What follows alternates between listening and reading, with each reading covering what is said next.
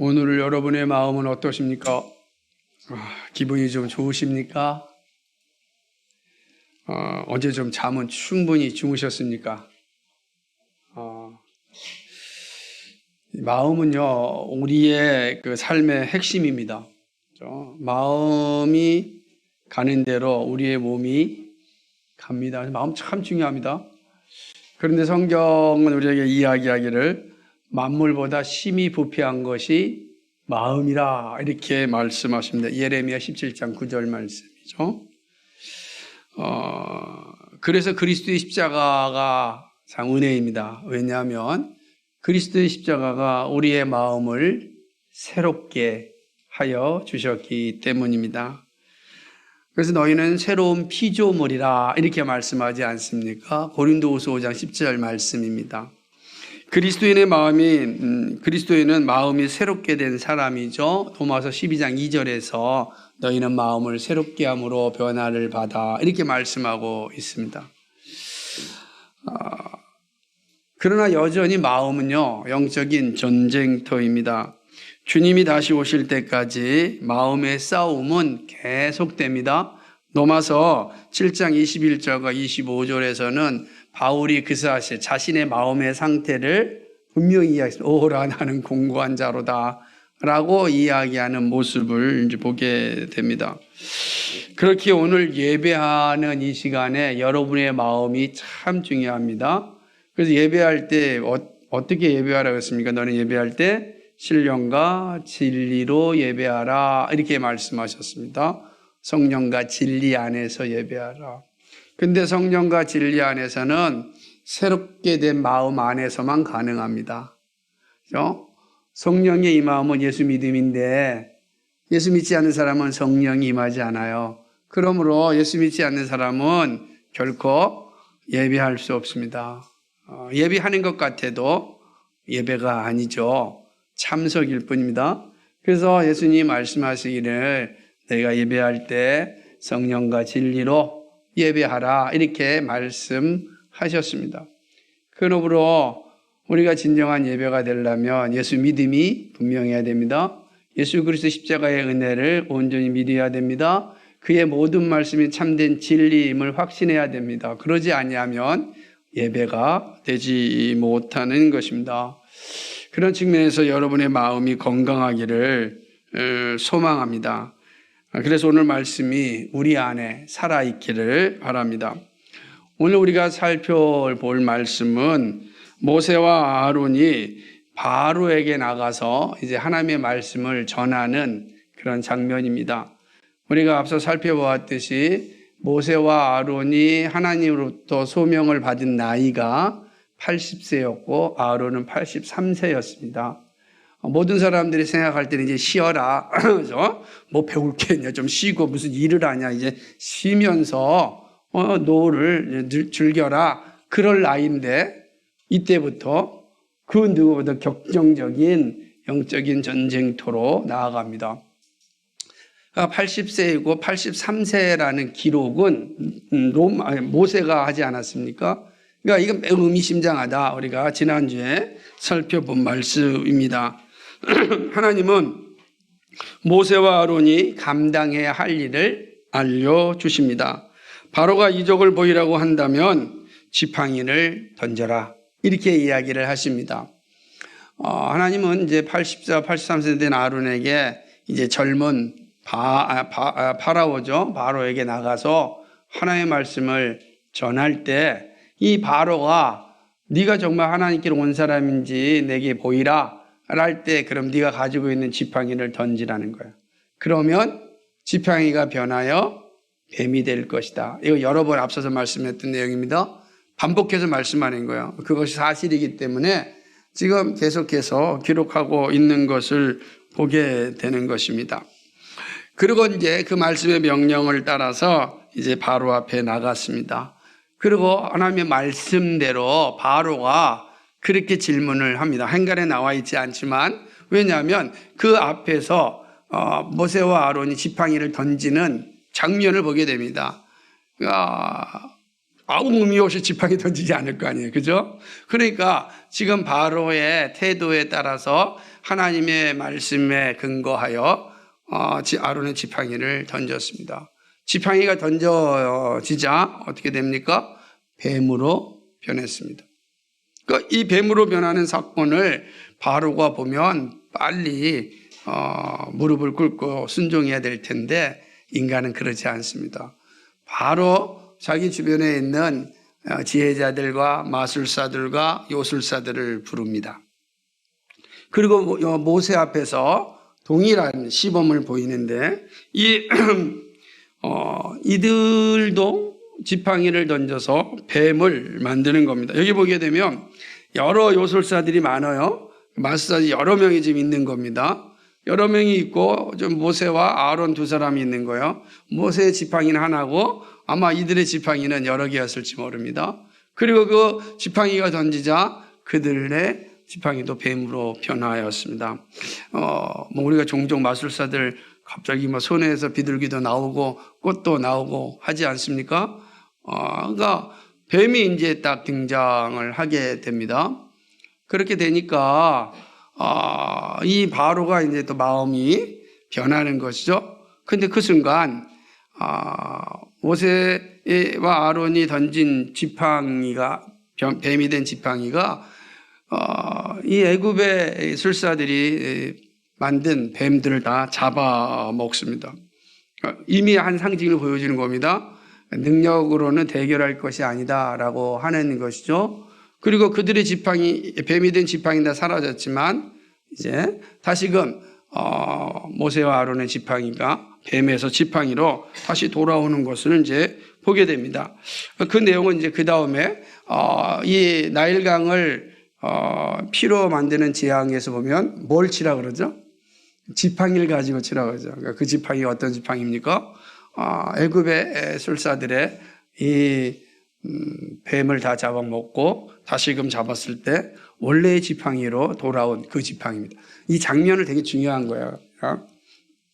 본문에서는 그 내용들이 자세히 기록되어 있지 않지만 우리가 이 행간을 보니까 원래의 지팡이로 돌아왔던 것을 이제 보게 되는 것입니다.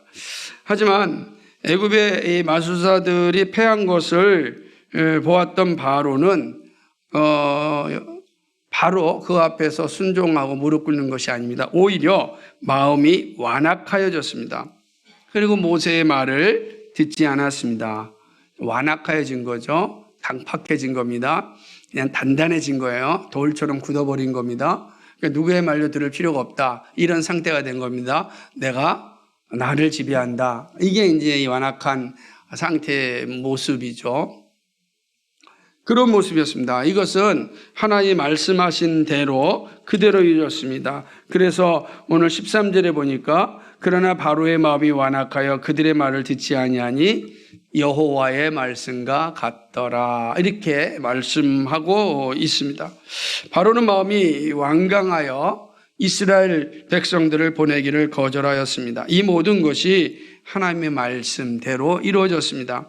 하나님은 다시금 모세와 아론에게 바로에게 가라고 말씀합니다. 아침에 바로를 만나러 가라. 마침 그때 바로가 나일 강가로 나오고 있을 것이다. 이렇게 이야기합니다. 그리고 나일 강가에서 모세와 아론이 바로를 만나게 되는 것입니다. 그때 어제가 아니라 바로 이제 이 뱀과 싸웠던 그 지팡이죠. 다시금 뱀이 변화해 지팡이에 된 그 지팡이를 가지고 나일강을 치라고 이야기하는 것입니다. 놀라운 일들이 이제 일어나게 되는 것이죠. 모세와 아론은 이 바로에게 가서 분명히 이야기합니다. 하나님께서 이스라엘 백성들을 데리고 우리 보러 나가라고 하였다. 내가 너에게 말하지 않았느냐. 하나님의 명령을 분명히 말하지 않았느냐. 그런데 네가 이 말을 지금 듣고 있지 않다. 왕이 지금 듣고 있지 않다. 이렇게 이제 이야기를 하는 것입니다. 그런 후에 바로에게 말씀하시는 분이 여호와 하나님이심을 알게 될 것이라 이야기하는 것입니다. 그것은 바로 하나님이 준비하신 재앙을 보내시는 겁니다. 그러니까 이제 이 재앙이 시작되는 거죠. 우리가 잘 알고 있듯이 바로에게 베푸는 재앙이 몇 가지입니까? 10가지 재앙이에요. 그 10가지 재앙, 사실은 10번째까지 갈 필요가 없는 거죠. 우리가 생각하면 이 엄청난 재앙이라는 것은 하나님의 아주 엄청난 능력을 보여주십니다. 말입니다. 첫 번째 재앙을 이제 내리십니다. 모세는 하나님께서 나일강을 피로 변하게 하고 강에 고기가 죽고 물에서 악취가 나서 애굽 사람들이 물 마시기를 싫어할 것이다 라고 이야기하는 것입니다.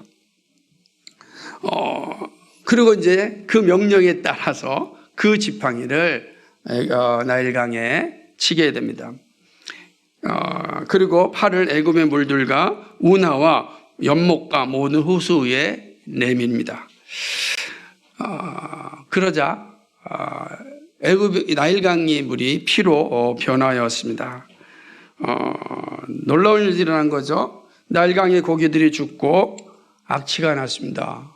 사람들이 물을 먹지 못하는 상황에 이르게 된 거죠. 애굽 온 땅에 피가 있었습니다. 상상할 수 없는 재앙이 애굽 땅에 일어난 것입니다. 하지만 바로는 요지부동이었습니다. 애굽의 요술살들을 다시 부릅니다. 그리고 이 애굽의 요술사들이 또 마술을 불려서 물을 피로 만드는 것입니다. 그럼 여기 이 말씀 들으면서 약간 좀 이상하다라는 생각이 들지 않습니까? 그냥 쭉 들으니까, 쭉 읽으니까 그렇다라고 생각하지만 이미 하나님께서 모세를 통하여 다 나일강 물을 어떻게 했습니까? 피로 물들었잖아요. 그리고 주변에 있는 물들이 다 피로 물들었습니다. 그럼 어디에 물이 있을까요? 그죠? 어디에 물이 있길래 또 이 애굽의 술사들이 또 물을 피로 만들었습니까? 어디에 물이 있었을 것 같아요? 이미 다 물로 만들었잖아요. 그죠? 그러니까 우리가 이 장면을 보면서 질문을 할 필요가 있는 장면이죠. 더 이상 왜 그러냐면 마지막 절에 가면 또 잘 이해가 됩니다. 이걸 잘 이해하셔야지 본문 25절 말씀이 이해가 되는 거예요. 그러지 아니하면 이 말씀을 마치 그냥 옛날 이야기처럼 생각하게 되는 겁니다. 그럼 이제 하나님을 신뢰하지 못하죠. 믿지 못하는 게 되는 거죠. 그거 잘 들으셔야 돼요. 자, 분명히 보면은 다 나일강을 피로 물들였던 사건을 보게 되는 것입니다. 그런데 여기 보면은 애굽의 마술사들도 물을 피로 만들었다 이렇게 보게 되는 것이죠. 근데 이미 말씀드렸듯이 이미 모든 물들이 피로 변화했는데 도대체 어디에 물이 있었을까 생각해 보면 아무래도 궁 안에 있는 남은 물들이겠죠. 궁 안에 있는 물들을 사실은 피로 만드는 그런 어떤 마술을 부렸을 것입니다. 이 사실을 보니까 바로의 마음이 또 완악하여졌습니다. 그리고 22절과 23절을 보면 어디로 갑니까? 왕궁으로 들어갑니다. 이 표현 참 재밌어요. 22절 보니까 애굽의 요술살도 자기들의 요술로 그와 같이 행함으로 바로의 마음이 완악하여 그들의 말을 듣지 아니하니 여호와의 말씀과 같더라 그랬습니다. 문제는 23절입니다. 바로가 돌이켜 궁으로 들어가서 그 일에 관심을 갖지 않습니다. 이 무슨 표현입니까? 하나님의 말씀을 무시하였다. 철저하게 무시한 겁니다. 하나님의 말씀을 무시한 거예요. 그리고 그의 말씀을 전하는 선지자인 모세와 아론죠. 이를 또 아주 모욕하는 그런 거죠. 그 내용이 23절의 내용인 것입니다. 근데 문제는 어떻게 됐습니까? 24절을 보니까 여전히 애굽 사람들은 나일강 물을 마실 수 없었습니다. 계속 물을 마실 수 없는 상황이죠. 여러분 한번 생각해 보십시오. 이제 물이 피가 됐습니다. 그죠? 그러면 피가 물이 되는 것도 가능하겠죠. 물이 피를 만들어 능력이라면 피를 물로 만드는 능력도 가능한 것 아니겠습니까? 근데 이제 애굽의 술사들이 물로 피로 만드는 게 아니라 뭘 만들어야 되는 거예요? 피를 물로 만들어야 되는 거 아니겠어요? 그게 진짜 능력이잖아요. 그런데 어떻게 됐습니까? 그 일을 하지 못합니다. 며칠 동안요? 일주일 동안. 끔찍한 일이 벌어진 겁니다. 물이 피로 변했고 피가 물로 변하지 않았습니다. 그럼 일주일 동안 어떻게 됐다는 거예요? 이 애굽 사람들은 정말 끔찍한 시간을 보내고 있습니다. 그런데 끔찍한 시간을 보내고 있는 상황 가운데 바로는 아무 일도 하지 않는 거예요. 관심을 두지 않는 겁니다. 자기 백성들이 지금 이 끔찍한 상황을 당하고 고난과 고통 가운데 있음에도 불구하고 이 포악하고 사악한 지도자는 아무 일도 안 하고 궁 안에 있는 겁니다. 그럼 7일 뒤에 어떻게 됐다는 거예요? 다시 피가 물이 변했다는 거잖아요. 하나님만이 하실 수 있는 능력을 보여주는 것입니다. 그러니까 이 마술사들이 눈속임을 할 수 있고 때때로는 비슷한 능력을 나타낼 수 있겠죠. 그러나 그것은 영원한 것도 아니고 잠시의 어떤 눈속임밖에 되지 못하는 거예요. 이 사실을 이 첫 번째 피재앙에서 분명하게 보여주셨습니다. 바로는 피재앙 앞에 두렵기는 하였지만 순종하지 않았습니다. 오히려 하나님을 대적하였습니다. 그러자 하나님의 심판은 멈추지 않았습니다. 이제 하나님을 대적하는 이 바로 앞에 하나님의 심판은 진행합니다. 앞으로 나타날 재앙을 통하여 바로는 완전히 이제 굴복을 합니다. 하지만 죽음이 올 때까지 악착같이 저항하는 그 바로의 모습을 볼 수 있습니다. 모세와 아론 그리고 바로의 모습은 오늘을 살아가는 우리들에게도 매우 중요한 영적인 교훈을 줍니다. 하나님께서 보여주시는 구원의 역사가 어떻게 이루어지는지도 볼 수 있습니다. 우리가 이 사건을 하나님의 역사로 받아들이지 못하면 예수 그리스도의 성육신, 예수 그리스도의 십자가의 죽으심, 그리고 부활하심도 믿지 못하는 거죠. 그럼 우리는 다 헛개비 신앙이 되는 겁니다. 그렇죠. 그렇지 않겠어요? 어떻게 이 재앙을 못 믿고 그리스도의 부활을 믿을 수 있겠습니까? 믿지 못하는 겁니다. 그러니까 우리는 이 역사적 사실 앞에서 믿음으로 고백하는 것이 너무 중요합니다. 그럼 우리가 어떻게 이 사실을 믿을 수 있을까요? 그건 하나님에 대한 고백에 있습니다. 하나님 어떤 분이시죠? 창조주 하나님이십니다. 이 세상은 창조되었을까요? 우연히 만들어졌을까요? 우리 항상 이 질문 앞에 결단을 하지 않습니까? 다인주의자들이 이야기하는 것처럼, 진화론자들이 이야기하는 것처럼 수억 년 동안 진화되어서 만들어졌다라고 이야기합니다. 유발 하라리가 이야기하는 것처럼 호모 사피엔스가 인지혁명을 통해서 오늘의 인간이 되었다고 이야기합니다. 그러면 처음의 시작은 어떻게 이루어졌는가? 우연히 우주가 폭발하였다라고 이야기합니다. 여러 가지 이야기죠. 모든 것이 다 우연입니다. 역사상 모든 진화론자들의 책들은 다 우연이죠. 진행되는 과정은 자연과학적으로 이해하고 해석하고 얼마든지 말할 수 있습니다. 그렇죠? 그걸 우리 부정하면 안 됩니다. 하지만 인류의 기원은 전혀 다른 문제죠. 우리 창조주 하나님을 믿느냐 믿지 않느냐에 따라서 인류의 기원이 달라지는 겁니다. 이 세상을 하나님이 창조하셨다 라는 사실이 있습니다. 고백합니다. 무에서 유를 만드셨습니다. 그렇다고 한다면 그 전능하신 하나님에 대한 분명한 고백이 있다면 오늘 이 바로에게 일어난 이 사건을 우리는 받아들이지 못할 이유가 하나도 없습니다. 그럼 믿음의 눈으로 보면 이 놀라운 역사를 실제적으로 고백하게 되는 것입니다. 자, 그렇다면 하나님께서 바로에게 보이신 이 재앙을 통하여서 우리에게 말씀하시는 하나님의 가르침을 좀 살펴보고자 합니다. 첫 번째로 오늘 이 말씀의 내용이 분명한데 마음이 굳으면 진리가 보이지 않고 순종하지 않습니다. 마음이 굳으면 그런 겁니다. 모세와 아론은 바로 앞에서 지팡이가 뱀이 되는 이적을 보였고 애굽의 말수달이 보였던 뱀들을 다 잡아먹었습니다. 그리고 아론의 지팡이만 남았습니다. 다시 뱀이 지팡이가 된 겁니다. 여러분, 이 역학관계를 정확히 인지하면서 늘 구약 성경을 보아야 됩니다. 이것은 하나님이 어떤 분인지를 보여주는 장면입니다. 그런데 바로가 완악한 마음으로 하나님의 명령을 거절하였습니다. 하나님의 능력을 보았으면 순종하는 것이 사는 길입니다. 그런데 이 악한 마음은, 굳은 마음은 하나님의 말씀 앞에 순종하지 않습니다.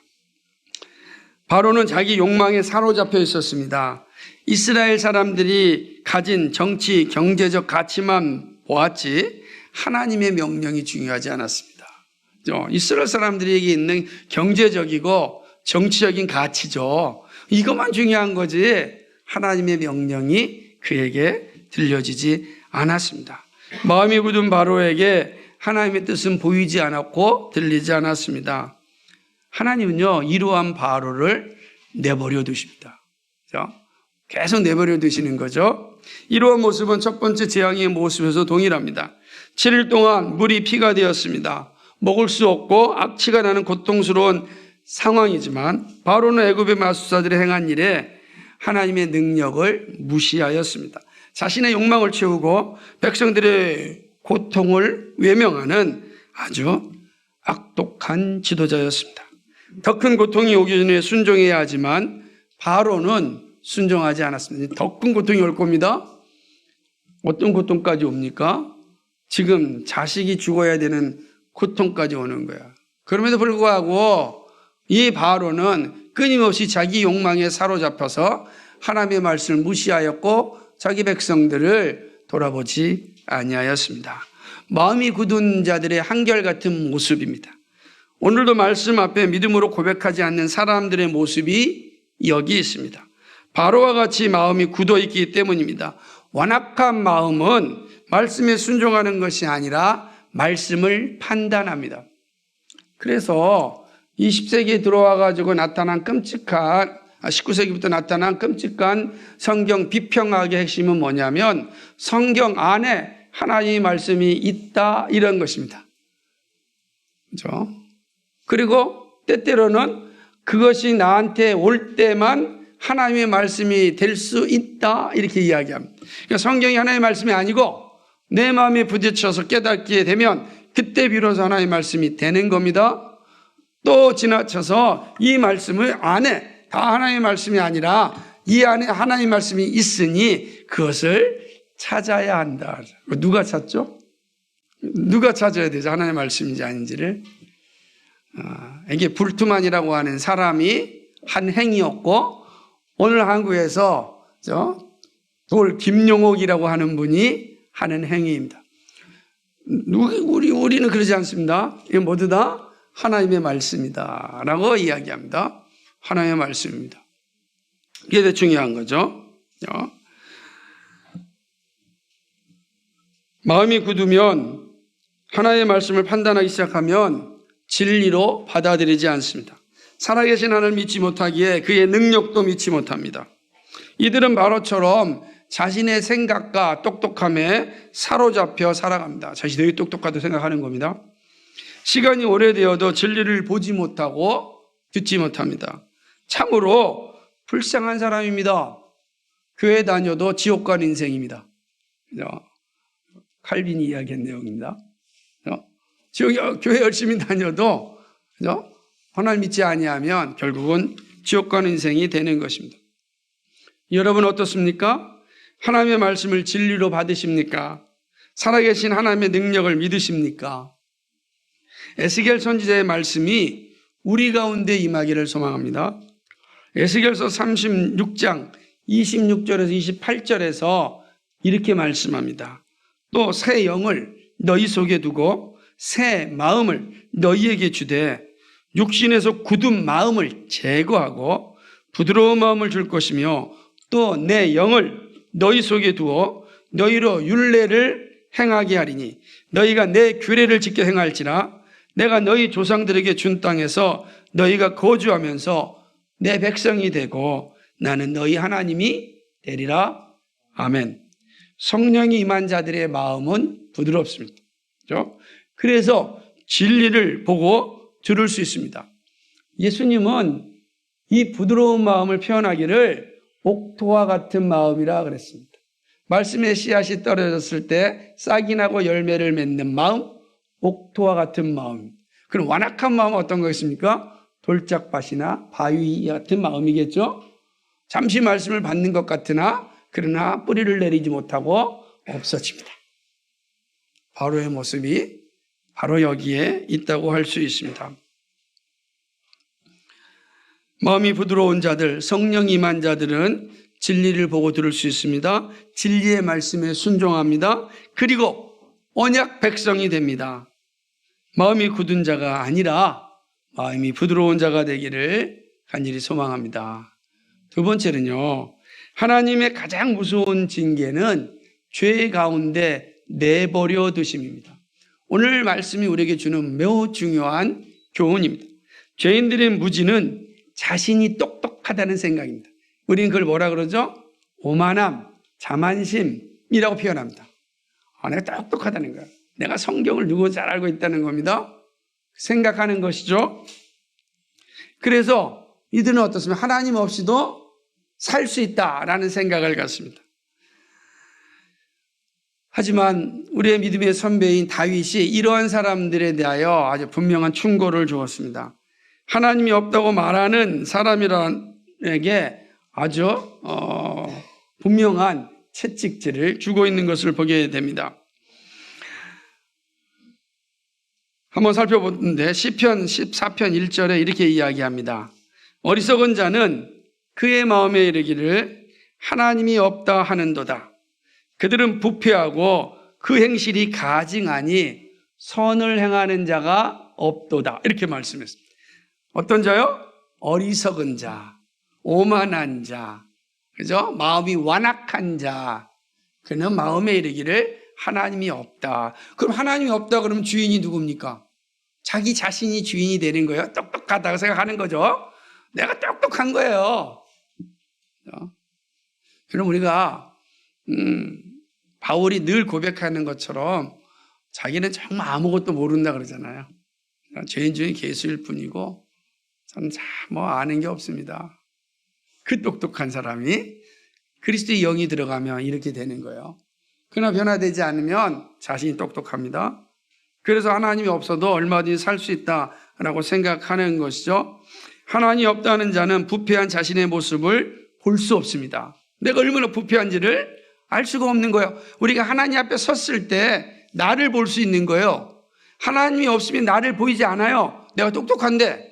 근데 하나님 앞에 서게 되면 내가 얼마나 부패한 자인지, 얼마나 무지한 존재인지, 얼마나 초라한 존재인지 알게 되는 거예요. 영적으로요.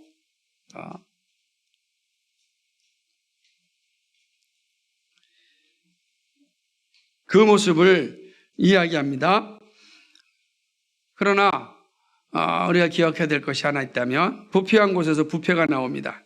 이들은 행실이 가증하고 선을 행하는 자가 없습니다.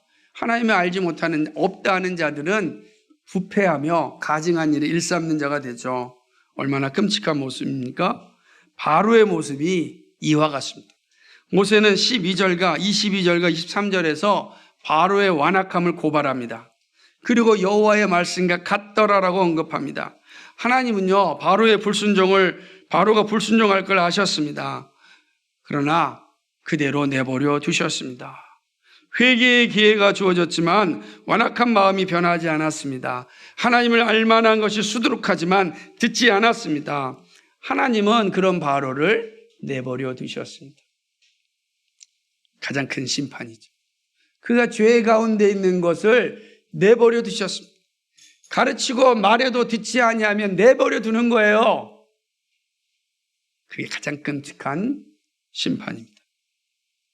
바로에게 향한 하나님의 심판이 그의 완악한 마음대로 내버려 두셨다라고 하는 겁니다. 죄악 가운데 살지만 세상에서 부유하게 살고 있을 때 우리 그런 사람들 부러워하지 말아야 합니다. 그죠? 부러워할 필요 전혀 없습니다. 하나님이 죄악 가운데 살도록 내버려 둔 사람입니다. 오히려 안타까워해야 할 사람입니다. 참 안타깝구나 라고 하는 것입니다.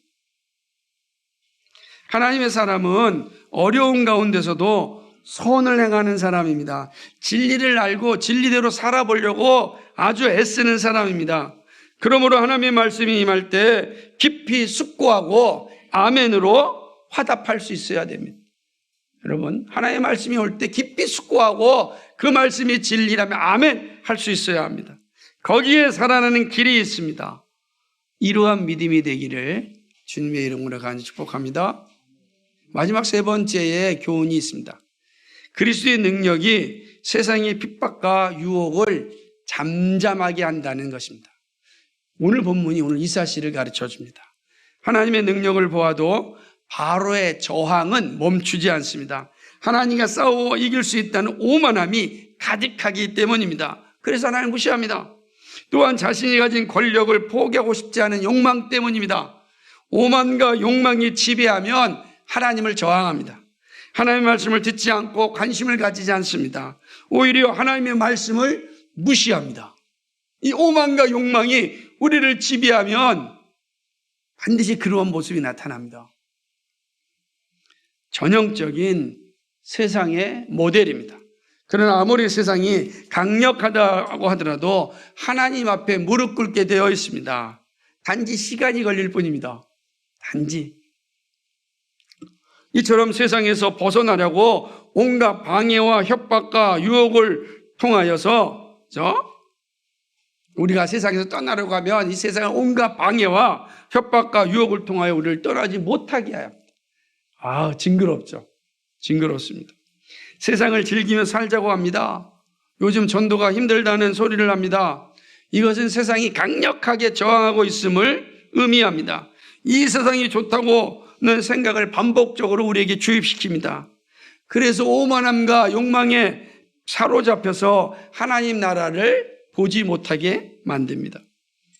하지만 여러분, 아무리 이 세상에 저항이 거센다 할지라도 그리스도의 능력을 이길 수 없습니다.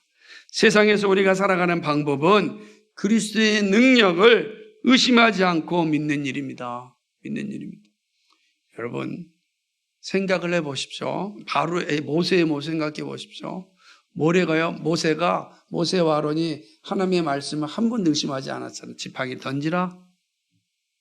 분명히 말씀하신 뱀이 될 것이다. 지팡이를 강을 쳐라. 물이 피로 변할 것이다. 의심하면 치겠어요? 던지겠습니까? 의심하면 세상을 이길 수 없습니다. 반드시 무너집니다. 그러나 모세와 아론은 그리스도의 능력을 의심하지 않았어요. 하나님의 말씀을 의심하지 않았습니다. 믿음으로 순종하였고 말씀하신 대로 던지라면 던졌고 치라면 치셨습니다. 그리고 그 가운데 하나님의 능력이 나타났습니다. 매우 중요하죠. 주의 말씀이 우리에게 옵니다.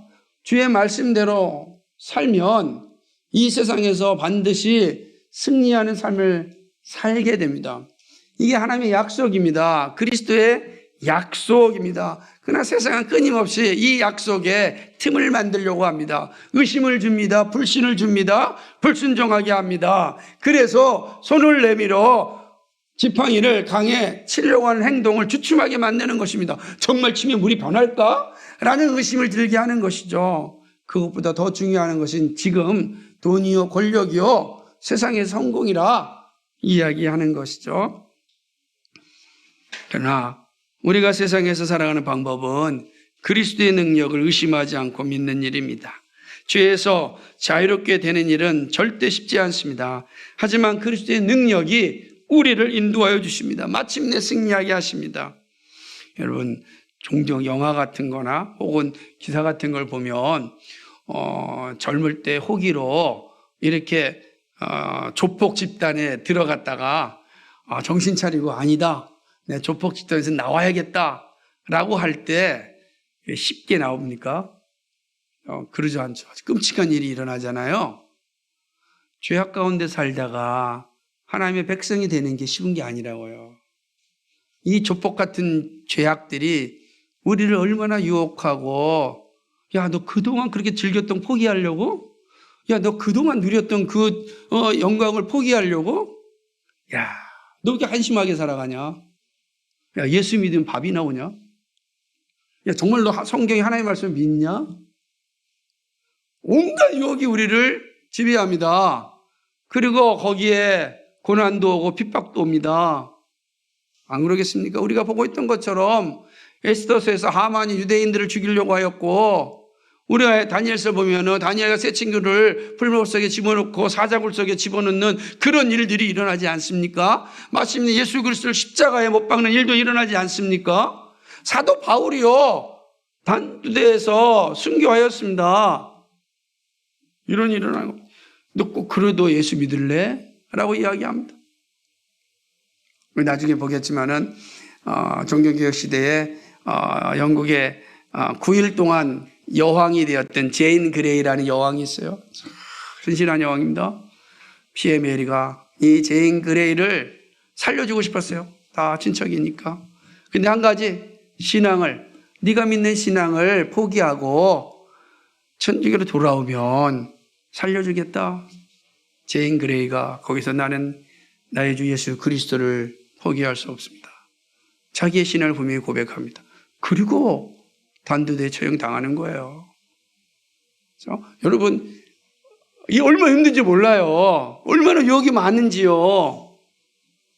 이 유혹을 이기고 새 하늘과 새 땅의 영광을 누리려면 분명한 신앙 외에는 답이 없는 겁니다. 그 먼저 하나님의 말씀을 믿는 겁니다. 전능하신 하나님, 창조주 하나님, 구속주 하나님을 온전히 믿는 겁니다. 그리스도의 능력을 믿고 그분이 우리를 지켜줄 확신하며 이 세상 가운데 담대히 걸어 나가는 겁니다. 그거 외에는 우리가 이 세상을 이길 수 있는 힘도 능력도 방법도 없습니다. 저도 제 삶을 보면 끊임없이 무너지는 삶을 봅니다. 그리스도의 능력이 없으면 결코 살 수 없구나. 하루도 빠짐없이 고백합니다. 그리스도의 능력 외에는 내가 살아갈 길도 없고 영광의 나라에 들어갈 능력도 없기 때문에 그렇습니다. 사랑하는 여러분, 오늘 우리가 예수 믿음이 이와 같습니다. 그리스도의 능력을 의지한다면 반드시 자유함을 누릴 수 있습니다. 죄로부터 자유하게 되는 일은 오직 십자가의 은혜와 능력입니다. 끝까지 예수를 의지하면 세상의 핍박과 유혹을 이기고 영광의 자리에 서게 됩니다. 그러므로 우리가 할 일은 예수 그리스도에게서 늘 연합되어 떨어지지 않아야 합니다. 오늘도 예수님을 나의 주님이심을 분명하게 고백할 수 있기를 주님의 이름으로 간절히 축복합니다. 그것이 사는 길입니다. 그것이 이기는 길입니다. 우리 다 승리하여 영광의 나라에서 만날 수 있기를 주님의 이름으로 간절히 축복합니다. 말씀을 맺겠습니다. 하나님의 말씀을 무시하는 바로의 모습을 보았습니다. 이적을 베풀었어도 무시당한 모세와 아론을 봅니다. 탐욕으로 가득 찬 세상에서 믿음을 갖는 거 쉽지 않습니다. 믿음을 가져도 말씀대로 사는 것 역시 힘든 일입니다. 다 힘듭니다. 마음이 완악한 세상, 마음이 돌같이 단단하게 굳어져 있는 세상에서 진리를 증거하는 일은 계란으로 바위치기와 같습니다. 마음이 굳으면 진리가 보이지 않고 들리지 않기 때문입니다. 지금 우리는 이러한 세상을 살고 있습니다. 그래서 믿음으로 사는 것이 쉽지 않습니다. 오늘날처럼 기독교의 영향력이 추락한 적이 없습니다. 그래서 더더욱 예수님 믿음을 말하지 못함을 봅니다. 예수님을 전하면 곧바로 항의가 들어오고 조롱이 따라옵니다. 한때 이 나라의 소망이었던 교회가 불교와 유교와 같이 추락하고 있습니다. 이러한 시대에 어떻게 살아야 합니까? 기복주의 신앙의 부끄러움을 이제 온 세상이 알고 있습니다. 기복주의 거품이 꺼져가고 있습니다. 그렇다면 우리는 어떻게 살아야 합니까? 사실 다른 길이 없습니다. 모세가 보여주셨듯이 세상 앞에 담대하게 하나님의 말씀을 붙잡고 전하며 살아가는 일입니다. 듣는 일이 우선입니다. 그리고 전하는 일이 있어야 합니다.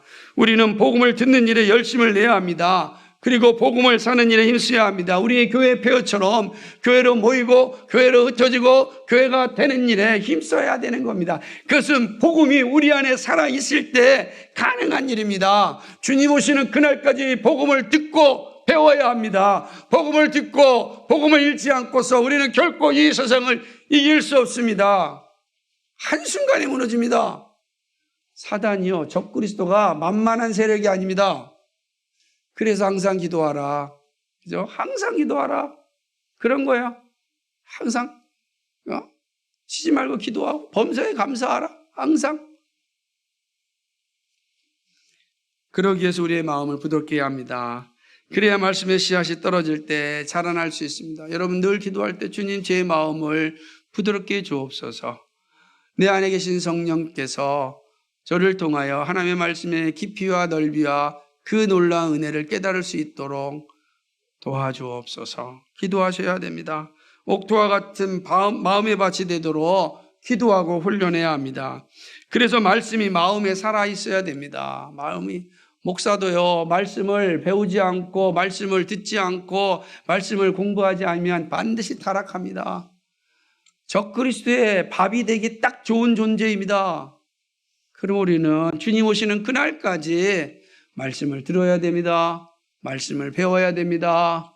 말씀 앞에 늘 서야 되는 겁니다. 그리고 주께 간구하고 기도함으로 주의 영이 우리를 건강하게 해주시고 성령의 조명하심을 통하여 하나님의 진리를 밝게 깨닫고 오늘도 믿음으로 살아갈 수 있도록 기도해야 되는 것입니다. 우리를 내버려 두지 마시고 날마다 간섭하여 하나님의 은혜를 잊게 해달라고 누릴 수 있게 간구해야 됩니다. 여러분 이게 되게 중요한 게 하나님 저를 내버려 두지 마시고 날마다 간섭하여 주옵소서. 그래야 내가 하나님의 말씀을 늘 깨닫고 그 은혜 가운데 살 수 있도록 도와주옵소서. 날마다 저를 간섭해 주옵소서. 이 기도가 얼마나 중요한지 몰라요. 오늘은 하나님 그만 저를 간섭하세요. 이러면 안 됩니다. 바로 그 순간 적그리스도가 사탄이 우리를 지배합니다. 여러분에게 주님의 긴밀한 간섭하심이 충만하기를 소망합니다. 여러분 모두 이 땅에서 정말 온전한 믿음의 길을 갈 수 있도록 내 앞에 어떠한 장애물이 있다 할지라도 믿음의 주여 온전케 하시는 예수 그리스도와 함께 이 멋진 길을 걸어갈 수 있기를 주님의 이름으로 간절히 축복합니다. 기도하겠습니다. 거룩하시고 자비하신 하나님 아버지, 하나님의 말씀을 무시하였던 바로의 모습을 보게 됩니다. 우리는 그 바로가 어떠한 자리에 이르게 될 것인지 알고 있습니다.